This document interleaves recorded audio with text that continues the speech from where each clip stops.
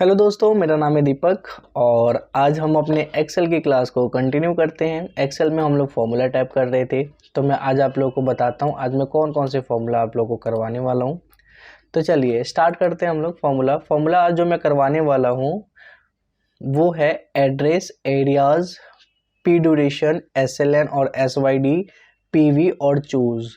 ठीक है, ये सारे के सारे मैं आप लोगों को फॉर्मूलाज करवाने वाला हूँ। ठीक है, तो स्टार्ट करते हैं हम लोग एड्रेस फॉर्मूला से। ओके, तो एड्रेस फॉर्मूला क्या होता है, देखिए एड्रेस क्या लिखा हुआ है यहाँ पे। एड्रेस का यूज़ हम किसी भी सेल का एड्रेस लिखने के लिए करते हैं। इसका क्या मतलब हुआ, जैसे कि हम कहीं भी सेल पे किसी भी सेल पे क्लिक करते हैं तो हम देखते हैं कि आपको इस यहाँ पे यहाँ पे आप देख सकते हैं कि इसका एड्रेस लिखा हुआ आ रहा है, ये G11 है। ठीक है, मतलब G कॉलम में 11 नंबर रो है। आप कहीं पे भी क्लिक करें, ठीक है, तो यहाँ पे G14 है, यहाँ पे P5 है। ठीक है, और ये ऐसे भी पता चल रहा है कि जो इसका कॉलम है ये N कॉलम है और जो रो है वो 13 रो है, तो N13 यहाँ पे नाम आ जा रहा है। ठीक है, तो एड्रेस कुछ ज़्यादा खास तो नहीं लगता मुझे फॉर्मूला, ठीक है, लेकिन मैं सिखा देता हूँ आप लोगों को कि ये भी सेम यही बताता है। जैसे मान लो कि मैंने इस सेल पे क्लिक किया, मतलब कहीं पे भी रहते हुए किसी भी सेल का एड्रेस लिखना हो मुझे, ठीक है, जैसे मुझे यहाँ रहते हुए मैंने लिखा ADDR एड्रेस। अब यहाँ पे लिखा है रो नंबर मैंने लिखा 7, ठीक है, कॉमा, अब लिखा है कॉलम नंबर लिखा मैंने 6, ब्रैकेट क्लोज। ठीक है, तो 7 नंबर और 6 नंबर, ठीक है, तो ये क्या आ रहा है, F7 आ रहा है। ठीक है, तो F7 पे आप देख सकते हो ये है। ठीक है, तो ये सेल का एड्रेस अपने यहाँ पे लिखा है F7। ठीक है, तो यहाँ पे F से पहले भी डॉलर का साइन आ रहा है और 7 से पहले, तो इस पर आपको ध्यान नहीं देना। बस आप ये समझिए कि F सेल जो मैंने सेलेक्ट किया था ये कौन सा सेल था, F7 सेल था। ठीक है, इक्वल टू, ठीक है, यहाँ पे भी सेम मैं बताता हूँ। जैसे अब यहाँ पे मैंने लिखा 26, कॉमा, मतलब कि रो नंबर 26 होगा और कॉलम नंबर जो होगा वो 9 होगा, ब्रैकेट क्लोज, तो ये क्या होगा, I26 आ जाएगा। ठीक है, तो ऐसे करके हम लोग एड्रेस फॉर्मूला का यूज़ कर सकते हैं। बाकी इतना ये खास है नहीं एड्रेस फॉर्मूला। ठीक है, चलते हैं हम अगले फॉर्मूला की तरफ जिसका नाम है एरियाज। ठीक है, तो एरियाज क्या होता है, देखिए एरिया का यूज़ हम एक्सेल शीट में कितने एरिया को सेलेक्ट कर रहे हैं इसे फाइंड करने के लिए, ठीक है, इसे फाइंड करने के लिए किया जाता है। ठीक है, फॉर एग्जांपल हमने शीट में 3 जगह पर सेल लिखा है, जैसे हमने शीट में 3 जगह पर सेल लिखा है और तीनों को अगर हम सेलेक्ट करते हैं तो हमें ये बता देगा एरियाज कि आपने 3 जगहों को सेलेक्ट किया है। मतलब जितने भी जगहों को सेलेक्ट करते हैं, जितने भी प्लेस को सेलेक्ट करते हैं, ये बता देगा कि ये टोटल आपने कितना सेलेक्ट किया है। ठीक है, जैसे आप इसके नीचे देख सकते हैं यहाँ पे, जैसे कि यहाँ पे एरिया और A1, एक ही सेल को मैंने सेलेक्ट किया था, 1 आंसर आ रहा है। ठीक है, ठीक है, मैंने ग्रुप में एक ही सेल को सेलेक्ट किया था, मतलब कंबाइंड ऑफ सेल को सेलेक्ट किया था, तभी भी इसका आंसर 1 आ रहा है। ठीक है, लेकिन यहाँ पे 2 को मैंने सेलेक्ट किया तो यहाँ पे 2 आ रहा है, यहाँ पे 2 या 2 से ज़्यादा को 3 को सेलेक्ट किया तो यहाँ पे 3 आ रहा है। ठीक है, तो जैसे मैं बता देता हूँ करके भी, जैसे मैंने क्या किया, मैंने लिखा इक्वल टू एरियाज। ठीक है, अब देखिए अगर मैं कितना भी एक ही स्पेस को सेलेक्ट कर रहा हूँ, मैं इतना सेलेक्ट करके ब्रैकेट क्लोज करके एंटर कर दिया तो यहाँ पे आ रहा है कि आपने एक ही एरिया को सेलेक्ट किया हुआ था। ठीक है, ठीक है, अगर मान लो मुझे एक से ज़्यादा एरिया सेलेक्ट करना है, ठीक है, तो मैं क्या करूँगा, 2 बार ओपन ब्रैकेट करना है मुझे। ठीक है, उसके बाद एक एरिया सेलेक्ट किया, कॉमा, दूसरा एरिया सेलेक्ट किया, कॉमा, तीसरा एरिया सेलेक्ट किया, कॉमा, चौथा एरिया, मतलब जितना भी एरिया मुझे सेलेक्ट करना है कॉमा डाल के मैं सेलेक्ट कर सकता हूँ। तो आप देख सकते हैं मैंने कितने एरिया सेलेक्ट कर लिया, 1 2 3 4 एंड 5, ब्रैकेट क्लोज और एंटर। तो यहाँ पे आंसर आ गया है कि 5 टोटल एरिया हमारे द्वारा सेलेक्ट किया गया था। ठीक है, तो यहाँ पे आंसर एरिया के अंदर 5 आ गया। ठीक है, तो होप सो आपको समझ आया होगा, आप खुद से ट्राई करें इसे। ठीक है, ओके, अब चलते हैं हम लोग नेक्स्ट, पी ड्यूरेशन फंक्शन क्या होता है, अब इसको हम लोग जान लेते हैं। हाँ जी, तो हम कर रहे हैं पी ड्यूरेशन फंक्शन। ठीक है, तो पी ड्यूरेशन फंक्शन होता है क्या है, चलिए मैं समझा देता हूँ आप लोगों को। पी ड्यूरेशन फंक्शन हमें ये बताता है कि अगर हम लोग कहीं पे भी अगर हम पैसा डिपॉजिट करवाते हैं, जैसे हम बैंक में पैसा डिपॉजिट करवाते हैं और एक टाइम पीरियड के बाद हमारा पैसा ज़्यादा हो जाता है क्योंकि हम उसमें इंटरेस्ट कैलकुलेट होने लग जाता है, ठीक है। तो अगर हमें पता करना है कि अगर हमारे पास 2 लाख रुपए हैं और ये हमने 2 लाख रुपए को जमा करवा दिया बैंक में, तो कितने टाइम के बाद ये 3 लाख रुपए में कन्वर्ट हो जाएगा। मतलब बैंक हमें जो इंटरेस्ट पे कर रहा है, तो ये इंटरेस्ट देते देते ऐसा कब आएगा, कितने टाइम के बाद ये 2 लाख से 3 लाख हो जाएगा या फिर 4 लाख से 5 लाख हो जाएगा, ठीक है। जब हम ये जानना चाहें तो हम इसके लिए यूज़ करते हैं पी ड्यूरेशन फंक्शन, ठीक है। तो चलिए मैं आपको समझा देता हूँ एक एग्जांपल से। तो मैं आप लोगों को एक एग्जांपल से समझाने की कोशिश करता हूँ। यहाँ पे आप देख सकते हैं कि यहाँ पे लिखा हुआ है इनिशियल इन्वेस्टमेंट 15,000। इसका मतलब ये हुआ कि हमने 15,000 रुपये डिपॉजिट करवाए बैंक में। और फ्यूचर वैल्यू मतलब कि बैंक हमें कब 45,000 रुपीज़ करके देगा। मतलब हम चाहते हैं कि फ्यूचर वैल्यू जो है वो 45,000 हो जाए, ठीक है। और रेट ऑफ इंटरेस्ट जो है बैंक द्वारा जो हमें दिया जा रहा है वो 10% है। तो कितना टाइम लगेगा 15,000 से 45,000 करने में, ठीक है। तो इसके लिए हम पी ड्यूरेशन फंक्शन का यूज़ करते हैं। तो यहाँ पे लिखा हुआ आ गया है 11.52, मतलब कि 11.52 ईयर लग जाएंगे। ईयर में बताता है कि इतने टाइम लग जाएंगे 15,000 से 45,000 करने में, अगर 10% के इंटरेस्ट पे बैंक हमें पेमेंट कर रहा है तो, मतलब कि इंटरेस्ट दे रहा है तो ये हम कैसे निकाले थे मैं आपको बता देता हूँ, ठीक है। मैंने क्या किया था यहाँ पे मैंने लिखा था इक्वल टू पी ड्यूरेशन, ठीक है। यहाँ पे लिखा है रेट हमने लिख लिया हमने 10%, ठीक है, कॉमा। अब यहाँ पे लिखा पीवी का मतलब होता है हमने कितना पैसा डिपॉजिट करवाया था, हमारा प्रिंसिपल वैल्यू कितना था। तो इन्वेस्टमेंट हमने किया था 15,000, कॉमा। इसके बाद आ रहा है एफवी का मतलब होता है फ्यूचर वैल्यू हम कितना चाहते हैं कि इतना हो जाए। तो हम चाहते हैं कि 45,000 हो जाए, शिफ्ट के साथ ब्रैकेट क्लोज और एंड ऑफ। तो देखो यहाँ पे आ गया कि टोटल मेरे को वेट करना पड़ेगा अप्रोक्सीमेटली 11.5 साल, तब जाके मेरा जो 15,000 है वो 45,000 में कन्वर्ट हो जाएगा, ठीक है। तो अगर मैं इंटरेस्ट के बहाने बैठा रहूँ तो काफ़ी टाइम मुझे देना पड़ेगा 15 से 45 में करने के लिए। ओके, तो होप सो आपको समझ आया होगा ये, ठीक है। तो यहाँ पे भी एक है, आपको ये सेल्फ करना है, ठीक है। तो यहाँ पे इनिशियल इन्वेस्टमेंट यहाँ पे लिखा हुआ है 10 लाख, है ना। और एवरी फ्यूचर में हम चाहते हैं कितना हो जाए, 15 लाख हो जाए, ठीक है। तो यहाँ पे कितना ड्यूरेशन देना पड़ेगा, अगर रेट ऑफ इंटरेस्ट जो है 4% पर एनम है, ठीक है। तो आपको ये निकालना है, ठीक है। तो आपका आंसर ये आ जाएगा 10.34। आप ये खुद से करके देखिए, ठीक है, आपको हो जाएगा। तो होप सो आपको पी ड्यूरेशन फंक्शन समझ आया होगा। अब हम चलते हैं अपने नेक्स्ट टॉपिक, नेक्स्ट फॉर्मूला की तरफ, जिसका नाम है SLN मेथड, ठीक है। SLN मेथड होता क्या है, तो चलिए मैं समझा देता हूँ आप लोगों को SLN मेथड होता क्या है। देखिए, SLN या SYD फॉर्मूले का यूज़ हम किसी भी प्रॉपर्टी को हम लोग अकाउंट्स के लैंग्वेज में एसेट्स बोलते हैं, ठीक है। किसी भी प्रॉपर्टी, चाहे वो घर हो, कार हो, मशीनरी हो, हर साल कितनी वैल्यू से कम होता जाता है। मतलब हम देखते हैं कि जो भी प्रॉपर्टी है ना, हर एक साल वो कम होता जाता है ना। तो चाहे वो घर हो या कार हो या मशीनरी हो, ठीक है, हर साल हम देखते हैं कि वो कम होता ही जाता है कि नहीं। तो जितने से कम हो रहा है, ठीक है, तो ये SLN मेथड हमें निकाल के देता है कि भाई देखो तुम्हारा हर साल इतने से वैल्यू कम हो रहा है, ठीक है। हमें पता करना है कि कितने से हमारा वैल्यू कम हो रहा है किसी भी चीज़ का। तो ये बता देता है कि देखो जी, आपका जो एसेट है, जो आपकी प्रॉपर्टी है, वो हर साल इतने से वैल्यू इसकी डिक्रीज हो रही है, ठीक है। तो एक तरह से डेप्रीशिएशन निकाल के देता है इसको। डेप्रीशिएशन, जितने से वैल्यू कम होती है उसको बोला जाता है डेप्रीशिएशन।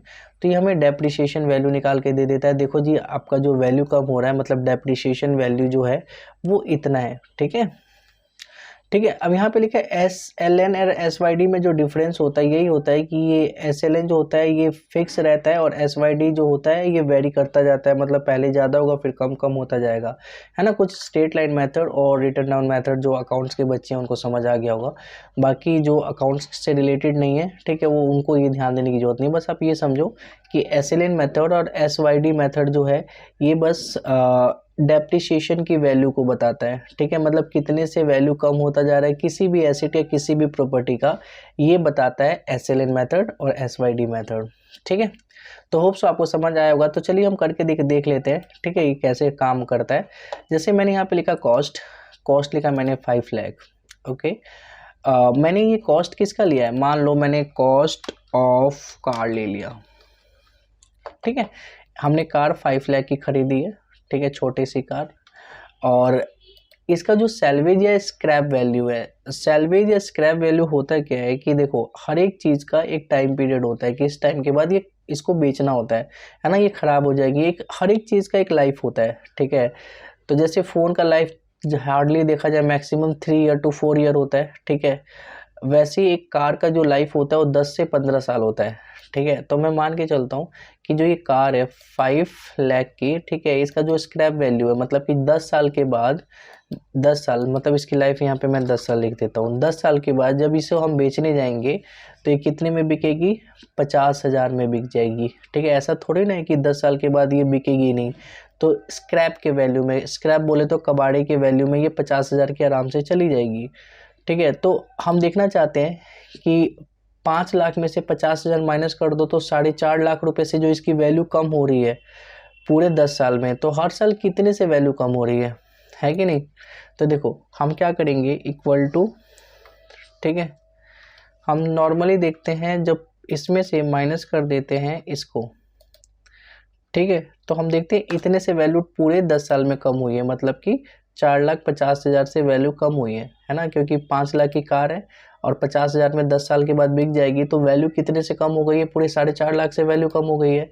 अब ये 10 साल में 4.5 लाख से वैल्यू कम हो रही है, तो मतलब हर साल कितने से वैल्यू कम हो रही है, तो इक्वल टू हमने इस पे ले लिया, इसको डिवाइड कर दिया किससे, 10 से, ठीक है। तो जैसे हमने 10 से डिवाइड किया तो हमें पता चल गया कि हर साल 45,000 से इसकी वैल्यू कम होती जा रही है। अभी कितना लॉन्ग प्रोसीजर था जो मैंने आपको करके दिखाया। पहले मैंने निकाला कि जो वैल्यू बचेगी, मतलब कि जो लास्ट में जो वैल्यू बचेगी वो 50,000 की होगी, जिसको हम 50,000 में बेच देंगे। तो तब तक टोटल कितने से वैल्यू कम हो गई है, तो 4,50,000 हमारा आ गया था। इसके बाद सेकंड में हमने किया कि 4,50,000 आने के बाद, ठीक है, अब इसको हमने 10 से डिवाइड कर दिया कि हर साल कितने से वैल्यू कम हो रही है, तो हर साल देखा जाए तो 45,000 से, तभी तो इसको इंटू करेंगे 10 से, तो टोटल 4,50,000 आ जाएगा, ठीक है। अब हम बात करते हैं SLN मेथड और SYD मेथड क्या होते हैं। तो SLN मेथड में देखो 45,000 यहाँ पे एकदम से निकल के आ गया है, ठीक है। हमें इतना बड़ा लंबा प्रोसीजर करने की जरूरत नहीं है। हमें क्या करना है नॉर्मली मैं आपको बता दूँ, ठीक है, जैसे कि यहाँ पे हम डालेंगे equal to SLN open bracket, अब यहाँ पे लिखा है कॉस्ट, तो कॉस्ट में हम लोग क्या करेंगे, 5 लाख को सेलेक्ट करेंगे, कॉमा, अब यहाँ पे लिखा है सैल्वेज, सैल्वेज में हम लोग 50,000 को सिलेक्ट करेंगे, कॉमा, यहाँ पे लिखा हुआ है लाइफ, ठीक है, तो लाइफ के अंदर हमने 10 को सेलेक्ट किया, ओके, और इसको क्या कर दिया हमने, ब्रैकेट क्लोज कर दिया। तो देखो डायरेक्ट हमारा 45,000 यहाँ पे आ गया है, ठीक है। तो यहाँ पे जैसे हम करते हैं, अभी हम इसको नहीं चाहते ये दिखे, एक सेकेंड, ठीक है। तो यहाँ पे देखो डायरेक्ट 45,000 आ चुका है। अब हम अगर देखना चाहते हैं टोटल 10 ईयर तक, ठीक है, तो यहाँ से हम इसको थोड़ा सा बढ़ा देते हैं 10 ईयर तक, ठीक है। तो अब हर एक साल 45,000 से ये कम होता जाएगा। क्या कम होता जाएगा, कॉस्ट ऑफ कार का कॉस्ट। तो अब हम क्या करते हैं, इन तीनों को ही फिक्स कर देते हैं, मतलब यहाँ पे रह के हम F4 दबाएंगे, फिर यहाँ रहते हुए F4 दबाएंगे और यहाँ रहते हुए F4 दबाएंगे और एंटर कर देंगे। तो देखो जी हर एक साल का हमें पता चल जाएगा कि हाँ हर साल हमारे कितने से वैल्यू कम हो रहा है टोटल। अगर हम यहाँ पे सम लिखें, ठीक है, तो और यहाँ पे इसको ये यहाँ पे सम करना है तो हम क्या कर सकते हैं, ऑल के साथ इक्वल टू दबा देंगे तो हमारा यहाँ पे टोटल आ जाएगा। अगर नहीं आ रहा क्योंकि मैंने, हाँ आ गया, तो यहाँ पे सम ऑल्ट के साथ इक्वल टू दबाने पे 4,50,000 आ गया, मतलब कि टोटल जो 10 ईयर में जितने से वैल्यू कम होगी वो है 4,50,000। होप सो आपको समझ आ गया होगा, है ना। चलिए तो अब मैं आपको बताता हूँ SYD फॉर्मूला क्या होता है। SYD फॉर्मूला के अंदर हम क्या करते हैं, देखो जैसे हम SYD लिखते हैं तो यहाँ पे आता है कॉस्ट, तो हमने कॉस्ट यहाँ पे लिख लिया, कॉस्ट ऑफ कार, ठीक है, कॉमा, इसके बाद आता है सैल्वेज, सैल्वेज वैल्यू है 50,000, कॉमा, लाइफ टोटल 10 ईयर है, कॉमा, और पर मतलब पर ईयर कितने से वैल्यू कम हो रही है, तो पर में हमें 1 को सेलेक्ट करना है, जो ईयर है ना 1 उसको सेलेक्ट करना है, ब्रैकेट क्लोज करके एंटर कर देंगे तो हमारे पास आ गया 81,000। ठीक है, हमारे पास आ गया 81,818। ठीक है, अब अगर हम इसको फिक्स कर देते हैं, जैसे कि इसे रहते हुए हमने F4 दबाया, फिक्स कर दिया, इस पे रहते हुए F4 दबाया, ठीक है, और इस पे रहते हुए F4 दबाया, लेकिन जो पर मतलब पर ईयर लिया था हमने 1 को, इसको फिक्स नहीं करना क्योंकि ये तो फ्लक्चुएट होगा, हम सेकेंड ईयर का भी देखेंगे, थर्ड ईयर का भी देखेंगे, इसीलिए इसको हम फिक्स नहीं कर सकते।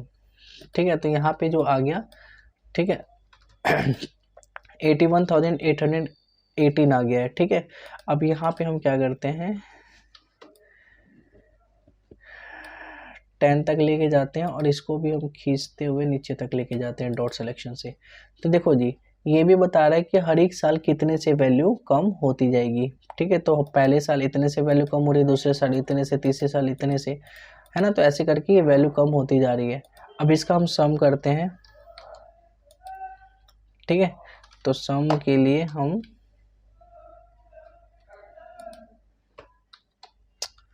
ठीक है सम यहाँ से हम लोग करते हैं, तो यहाँ पे भी देखो 4,50,000 आ गया है। ठीक है, और यहाँ पे भी सम जो आ रहा था 4,50,000 आ रहा था। तो होप सो आपको ये समझ आ गया होगा दोनों ही फॉर्मूला, SLN फॉर्मूला और SYD फॉर्मूला। ठीक है, अब हम चलते हैं अपने नेक्स्ट फॉर्मूले की तरफ जिसका नाम है PV फॉर्मूला। PV फॉर्मूला क्या होता है, देखो अगर हम बैंक से लोन लेते हैं, ठीक है, अगर हम क्या करते हैं बैंक से लोन लेने की बात करें, ठीक है, और बैंक मैनेजर से हम ये बोले कि देखो जी, हम हर महीने जो भी आप मुझे लोन दोगे, मैं हर महीने 3,000 रुपये दे सकता हूँ, 3,000 करके मैं उससे पैसे को आपको सारा का सारा लोन आपको वापस कर दूंगा। तो यहाँ पे बैंक मैनेजर क्या करेगा, PV फॉर्मूला का यूज़ करके ये पता करेगा कि भाई सामने वाले को कितना लोन देना है। ठीक है, ताकि ये हर महीने 3,000 रुपये करके मुझे पेमेंट कर सके। ठीक है, तो PV एक्चुअल में प्रिंसिपल वैल्यू फाइंड करने का काम करता है, लोन का अमाउंट फाइंड करने का काम करता है। जैसे कि अगर कोई भी पर्सन, मैं दूसरा एग्जांपल दे के मैं आपको समझाता हूँ। ठीक है, कोई भी पर्सन जानना चाहे कि मैं हर महीने इतने पैसा दे सकता हूँ, ठीक है, डिपॉजिट कर सकता हूँ, ठीक है, तो मुझे कितना लोन मिल सकता है, कितना मेरे को principal value as a loan मिल सकता है। ठीक है, तो वो लोन का वैल्यू पता करने के लिए हम लोग PV फॉर्मूले का यूज़ करते हैं। जैसे कि मान लो कि बैंक का जो रेट ऑफ इंटरेस्ट है वो है 15%, यहाँ पे दिख रहा है आपको 15%। ठीक है, ठीक है, और नंबर ऑफ पीरियड हम लोग 3 साल के लिए चाहते हैं कि लोन ले। ठीक है, 3 साल के लिए लोन ले, और हर एक महीने हम जो पेमेंट कर सकते हैं वो कर सकते हैं 20,799, मतलब कि 20,799 रुपीज़ 20 पैसे हम लोग पेमेंट कर सकते हैं। ठीक है, तो अब हमें बैंक वाला कितना लोन दे सकता है। ठीक है, चलिए हम पता करते हैं। इसके लिए हम क्या यूज़ करेंगे, PV फॉर्मूला। तो हमने लिखा इक्वल टू PV। ठीक है, अब यहाँ पे लिखा हुआ है रेट में हमने 15% को ले लिया। ठीक है, कॉमा, सेकंड में लिखा है number of period in year. ठीक है, तो हमने इसको ले लिया, ठीक है, NPER में 3 को, कॉमा, PMT में ले लिया कि हर महीने हम कितना पैसा दे सकते हैं। ठीक है, अब देखो एक चीज़ मैं आप लोगों को बता दूं कि आपको ना 12 से भी डिवाइड करनी है। जैसे रेट जो है 15% है, ये तो पूरे साल का है। ठीक है, तो इसको डिवाइड कर दो 12 से, comma, NPER number of period 3 है। ठीक है, तो हमें तो मंथ में निकालना है ना कि हर महीने के हिसाब से, तो हम इसको इंटू करेंगे 12 से, कॉमा, PMT ये तो मंथ में ही था ऑलरेडी। ठीक है, तो इसमें मैंने कुछ नहीं किया। ठीक है, लेकिन PMT से पहले माइनस का साइन जरूर लगाना है। ठीक है, ब्रैकेट क्लोज और एंटर। तो देखो जी, हमें बैंक वाला 6 लाख रुपए लोन दे सकता है अगर हम हर महीने 20,799 रुपये दें 3 साल तक। ठीक है, तो ऐसे में बैंक हमें कितने का लोन दे सकता है, 6 लाख रुपए का लोन दे सकता है। तो होप सो आपको ये समझ आया होगा कि PV फॉर्मूला जो है इसका यूज़ हम कैसे करते हैं। ठीक है, अब हम बात करते हैं नेक्स्ट फॉर्मूला। ठीक है, जो है चूज़। ठीक है, इसका हम कैसे यूज़ करते हैं, चलिए मैं बता देता हूँ। देखो जैसे मेरे पास कुछ नाम लिखा हुआ दिख रहा है मुझे, ठीक है, अलग अलग बच्चों का नाम, ठीक है। मैं चाहता हूँ कि मैं नंबर लिखूँ जैसे कि ये जो नाम है, यहाँ पे रोल नंबर लिख लेता हूँ, यहाँ लिखता हूँ 1 2 3 4 5 6, ठीक है। अब यहाँ पे हम चूज का फॉर्मूले का यूज करेंगे, ठीक है। हम लिखेंगे इक्वल टू चूज, ठीक है। अब यहाँ पे लिखा हुआ है इंडेक्स नंबर, ठीक है। इंडेक्स नंबर पे हमने यहाँ पे सेलेक्ट कर लिया, कोई भी साइड में हमने सेलेक्ट कर लिया, कॉमा, ठीक है। अब यहाँ पे वैल्यू 1 वैल्यू 2 वैल्यू 3 ऐसा लिखा हुआ आ रहा है, तो वैल्यू 1 में राहुल को सेलेक्ट किया, कॉमा, वैल्यू 2 में मोहन को, वैल्यू 3 में जोगिंदर, रवि, ठीक है, सुषमा और कविता, ठीक है। ब्रैकेट क्लोज कर लिया हमने और हमने कर लिया ओके। तो यहाँ पे एरर आ रहा है, लेकिन यहाँ पे जैसे हम रोल नंबर लिखते हैं, जैसे मैंने 4 लिखा, तो देखो 4th नंबर पे कौन है, रवि है, तो रवि यहाँ पे आ गया। अगर यहाँ पे लिखूँ मैं 2, तो यहाँ पे देखो 2 नंबर रोल नंबर पे कौन है, मोहन है। यहाँ लिखूँ 1, तो 1 रोल नंबर पे कौन है, राहुल है। तो ये हमारा हमें देखने को मिल जाएगा। तो हम चूज फॉर्मूले का यूज़ हम इस प्रकार से कर सकते हैं, ठीक है, ठीक है। अगर यहाँ पे देखो, यहाँ पे क्या है, इसमें यहाँ पे जो चूज फॉर्मूले का यूज़ किया गया है उसमें ओपन ब्रैकेट के बाद लिखा हुआ है D1, ठीक है। D1 को यहाँ पे सेलेक्ट हुआ है 3 और इन सबको लिख दिया गया है, ठीक है। इन सबको लिख दिया, मतलब कि इन सब पे सेलेक्ट कर करके, जैसे A1 A2 A3 A4 A5 ऐसे करके इन सबको करके ब्रैकेट क्लोज कर दिया गया है। अब यहाँ पे 3 डाला, तो 3 नंबर पे क्या है, ठीक है, तो वो आ जाएगा, जैसे कि 3 नंबर पे M ही है, ठीक है।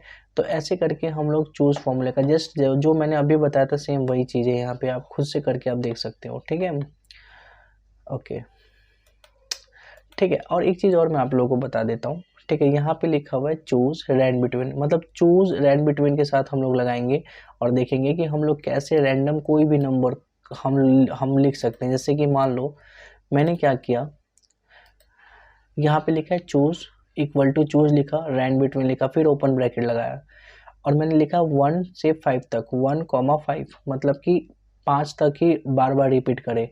अब ये 5 चीज़ें रिपीट करेगा तो 5 चीज़ें मुझे लिखनी पड़ेगी। फिर मैंने क्लोज ब्रैकेट करके फिर कॉमा लगाया, फिर मैंने ओपन ब्रैकेट डाला, इन्वर्टेड कॉमा डाला और मैंने 5 नाम लिखा इन्वर्टेड कॉमा के अंदर, जैसे राम, लखन, कपिल, गौरव, सोनू, ठीक है। और मैंने इसको ब्रैकेट क्लोज कर दिया और एंटर कर दिया, तो यहाँ पे गौरव लिखा हुआ आ गया, ठीक है। अब मैं इसको स्क्रॉल डाउन करूँगा तो ये देखो नाम अपने आप ही रैंडम कोई भी नाम आता जाएगा, ठीक है।